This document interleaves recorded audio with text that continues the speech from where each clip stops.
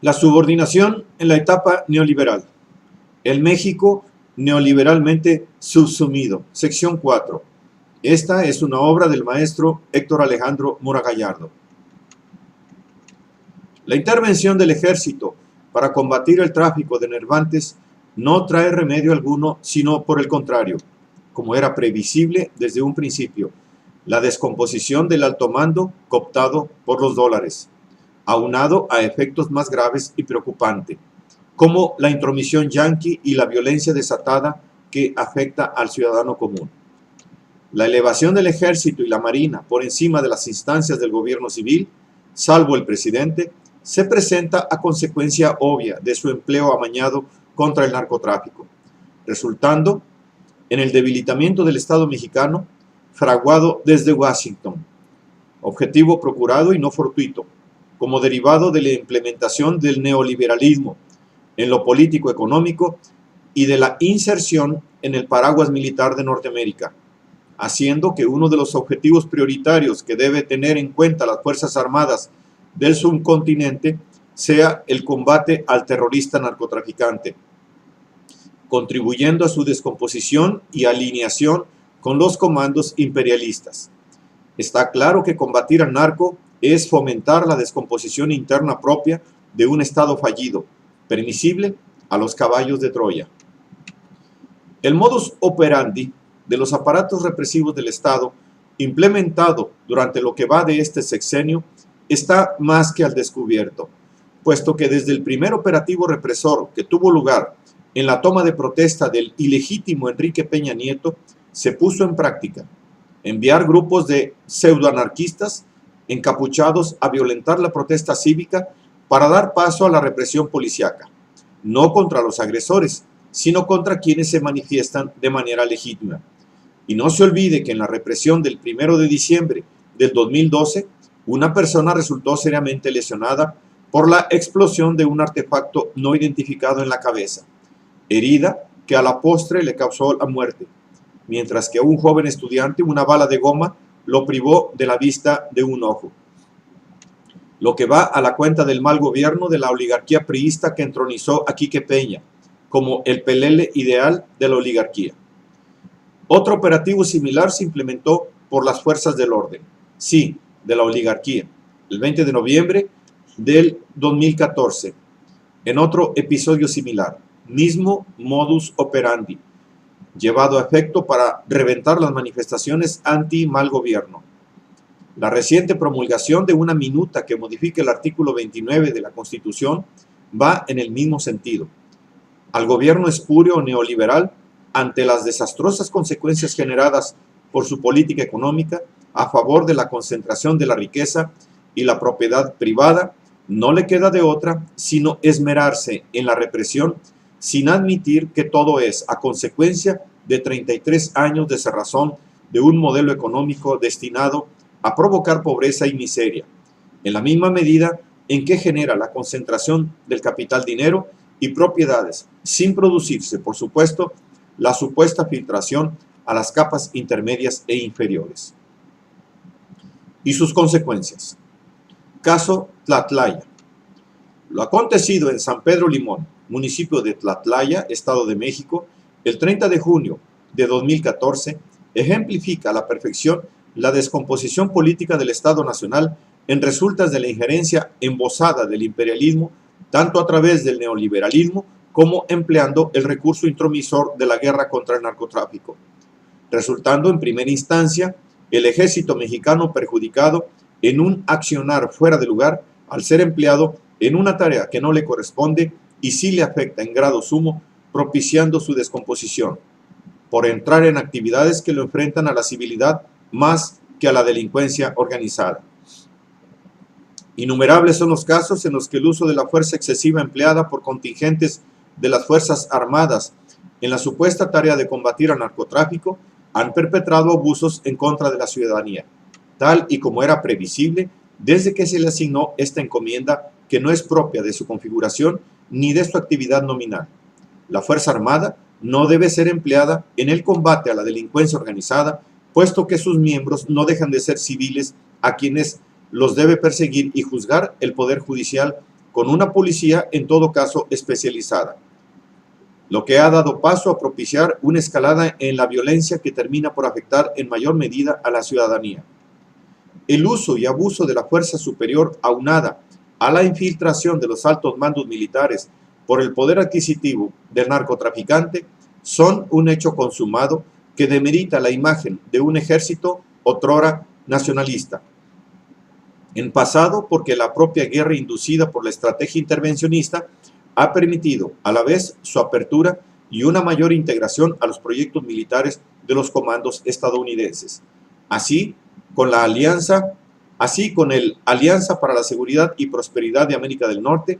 la que en su enunciación lleva la perfidia inducida a desenvolverse a través del Plan Mérida,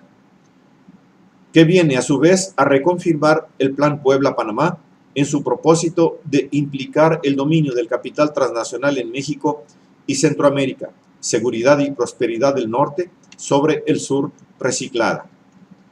Tuvo que ser precisamente en el Estado de México en donde aconteciera un primer episodio calamitoso que trajo consigo el agudizamiento del desprestigio del Ejército Nacional, durante la administración precisamente de un presidente emanado del grupo Atlacomulco, estado de por sí signado por los abusos policiales. 21 delincuentes abatidos por un soldado herido en un enfrentamiento efectuado para liberar a 3 mujeres secuestradas en el municipio de Tlatlaya, hizo saber un comunicado de la Secretaría de la Defensa Nacional. Enfrentamiento que habría tenido lugar en una bodega con un numeroso grupo de secuestradores ubicados en un lugar poco adecuado para resguardar a los supuestos plagiados, puesto que existía una puerta descubierta como de 9 metros de apertura que los exponía al exterior de manera flagrante, permitiendo el arribo de los militares con toda ventaja en el accionar bélico. Como haya acontecido en enfrentamiento, los militares tuvieron tiempo suficiente para retocar la escena del crimen y dar paso a presentar su versión de los hechos ante una prensa aletargada que no puso en duda la versión castrense que se les presentaba a unas horas de los hechos. Una reunión de emergencia efectuada en Toluca unas horas después de los hechos, que involucraba al presidente junto al secretario de Gobernación, así como a los gobernadores priistas y al alto mando militar, daría paso a poner en marcha una operación de silenciamiento, procediéndose a dar carpetazo al caso por parte de las autoridades mexiquenses. Correspondiéndole al anfitrión, el gobernador del Estado de México, Erubiel Ávila, dar el siguiente comunicado. El ejército tuvo una valiente presencia y acción al poder rescatar a 3 personas que estaban secuestradas. Lamentablemente un militar resultó herido,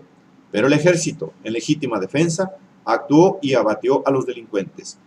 La versión oficial que resultó en ser una mentira encubridora. Tuvo que ser una organización ubicada en Washington denominada Inside Crime, la que expresó dudas al respecto a los sucesos acaecidos en Tlatlaya, para que una semana después, un reportaje de Mark Stevenson de la agencia estadounidense Associated Press hacía referencia a tan terrible acontecimiento, poniendo en duda la versión manejada del enfrentamiento con un intercambio de disparos por ambas partes, cuando que evidencias de disparos en las paredes hacían pensar que aquello se trató de un fusilamiento. Acorde con evidencias flagrantes tomadas de los propios datos proporcionados presentado por la Sedena, ubicación de los cadáveres, heridas, manchas de sangre y orificios de bala en muros de hormigón, número y calibre de los casquillos recogidos en el lugar, lo que llevó al reportero a considerar 1 o 2 pústulas de balas se encuentran muy juntas, rodeadas de una masa de sangre salpicada, dando la apariencia de que algunos muertos estaban de pie contra la pared y recibieron 1 o 2 disparos a la altura del pecho. El artículo de la Associated Press daba cuenta de que los peritos forenses que realizaron las autopsias se negaron a dar su dictamen de la distancia a que se produjeron los disparos que causaron la muerte de muchos de los presuntos secuestradores. Tampoco la Secretaría de Defensa estuvo dispuesta a responder a las interrogantes planteadas por dicho medio informativo. La secuela de las dudas sembradas por la Associated Press condujo a que 2 observadores del Alto Comisionado de las Naciones Unidas para los Derechos Humanos realizaran una pesquisa. Su oportunidad también resalta. antes de que el lugar se resguardase, no encontrando indicios de que se haya efectuado una balacera propia del encuentro entre dos grupos armados, haciéndose evidente el que diversas instancias provenientes de los Estados Unidos se activan poniendo en duda la versión oficial del Estado mexicano. La sombría historia contada por la Sedena despertaba muchas dudas. La revista Esquire se unió a la prensa norteamericana que se ocupa del caso junto con el mismísimo Washington Post, con el que tenemos que el asunto Tlatlaya toma una dimensión que rebasa los parámetros de costumbre. El reportaje de la revista Esquire hacía ver que las evidencias recabadas in situ no concordaban con lo aseverado de muerte por disparos a larga distancia, sino lo contrario, muertes por disparos a corta distancia, incluyéndose el asesinato de una joven primeramente herida en una pierna, posteriormente rematada con un disparo en la caja torácica. Tampoco coincidiendo los disparos y las heridas que mataron a varios de las víctimas, puesto que se realizaron a corta distancia, prácticamente a bocajarro, perforando los cuerpos e impactando en la pared contra la que estaban atrapados. Las sospechas del encubrimiento aumentan al ocurrir que el gobierno del Estado de México se niega a presentar los resultados de las autopsias, llegándose al extremo de considerarlas secreto de Estado, con una restricción vigente de 9 años, lo que es prácticamente un encubrimiento incriminatorio. El seguimiento de las interrogantes y respuestas en defensa de la Sedena dan cuenta del manejo manido, solapado, de intervenciones con flagrante abuso de autoridad, empleando fuerza desmedida, cometidos en la guerra contra el crimen organizado, así como del manejo de la información aledaña que tiene una participación importante, tanto para esclarecer la realidad de los hechos, como en la presión que se ejerce sobre las autoridades responsables de estos casos calamitosos, que rebasan el comportamiento autorizado por el orden legal, resultando afectada la imagen del ejército en desempeño de una actividad que le resulta inapropiada y le compromete a exponerse a equívocos en desdoro de su imagen ante la ciudadanía, constatándose asimismo la complicidad con la que operó la Comisión Nacional de Derechos Humanos y la Procuraduría General de la República, haciendo un ejercicio de nula independencia del Poder Ejecutivo, para que todos los aparatos prominentes del Estado actuasen en función de realizar el encubrimiento de un accionar del alto mando gubernamental perpetrado en el marco de una guerra contra el narcotráfico que resulta en una calamidad para la población más que para la delincuencia, al tener segundas y terceras intenciones de por medio, quedando comprometidos en acciones violentas contraproducentes para el ejercicio legítimo del combate a la delincuencia, afectando la organización del Estado en tan delicada función de ejercer la violencia legitimada, volviéndolo, en su creciente vulnerabilidad, más fácilmente manipulable para la injerencia del norte. En el sentido de ejercer presión desde los Estados Unidos con dobles intenciones, Human Rights Watch, ONG con sede en Nueva York, se une al acoso impidiendo que el caso pasara por el efecto silenciamiento y el desgaste que marca el paso del tiempo, poniendo el dedo en la llaga de las obviedades. Muchos muertos para un solo herido, cuando que el comportamiento de las Fuerzas Armadas en estos casos en el deber ser del derecho y resguardos humanitarios estipulados internacionalmente prescriben un ejercicio de la fuerza propio de una legítima defensa en respuesta a una agresión. De no actuar acorde con ello, se comete un delito de lesa humanidad. Así pues, lo publicado por la prensa estadounidense sembró la duda del modus operandi del ejército. La versión oficial resultaba incongruente con lo que las evidencias in situ revelaban. Los medios en México se sumarían a la duda, apareciendo también las plumas al servicio del gobierno, siempre oportunas para salvarle la plana a lo que las autoridades sostengan. El caso de Juan Ibarrola, escribiendo en Milenio, consistiendo su papel en sacar a flote la imagen del ejército por encima de los hechos. El Centro de Derechos Humanos, Miguel Pro Juárez,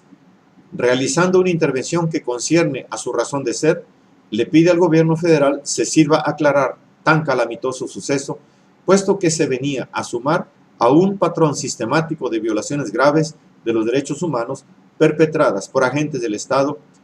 a partir de la militarización del país en el contexto de la guerra contra el narcotráfico,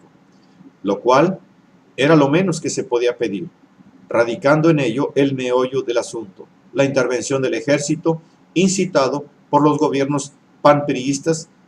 propiciaban que sus actividades contradelictivas en el fuero del orden civil se efectuaran transigiendo el proceder legitimado en la Constitución y por los derechos humanos genéricos.